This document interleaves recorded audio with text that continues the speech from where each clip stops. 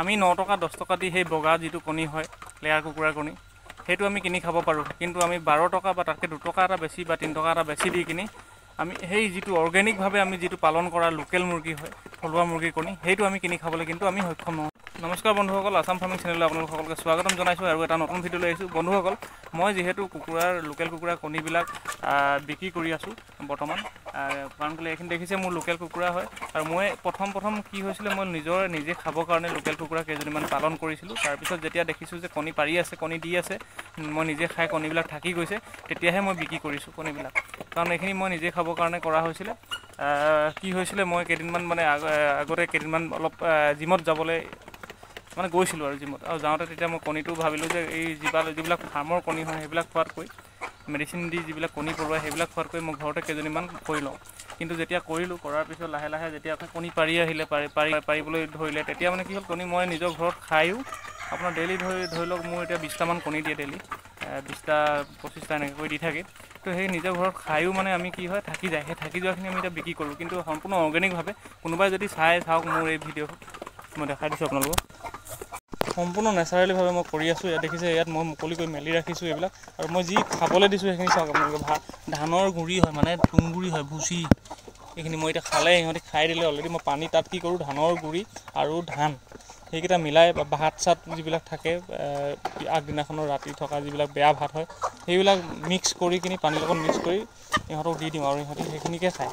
তাৰপিছত ইহঁতি মুকলিকৈ সেইফালে দেখিছে এইখিনি নেপিয়াৰ ঘাঁহ হয়, এইবোৰ চব নেচাৰেল বস্তু হয়।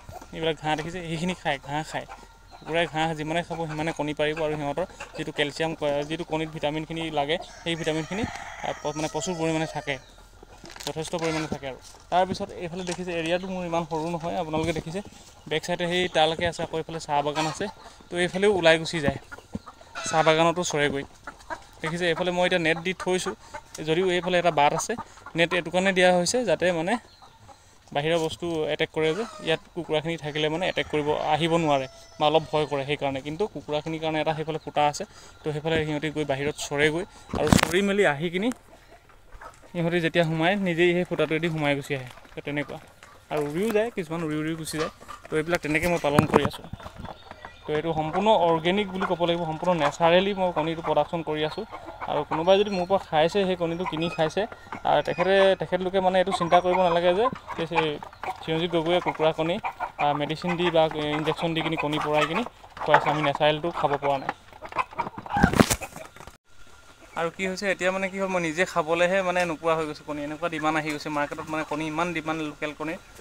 মই নিজে খাবলৈ খোৱাৰ পৰাও বচাই মেলি বিক্ৰী কৰিবলগীয়া হৈছে, মানে দিবলগীয়া হৈছে কাৰোবাক, এৰাব নোৱাৰি কিনি।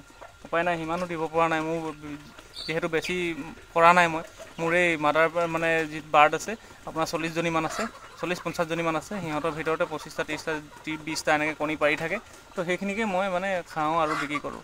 সেই গতিকে মই অলপ দিবলৈ অকণমান অসুবিধাও পাওঁ, যদিও মই যিমানখিনি পাৰোঁ চেষ্টা কৰোঁ দিবৰ কাৰণে, কিন্তু পিছ মই 12 টকাকৈ দিওঁ।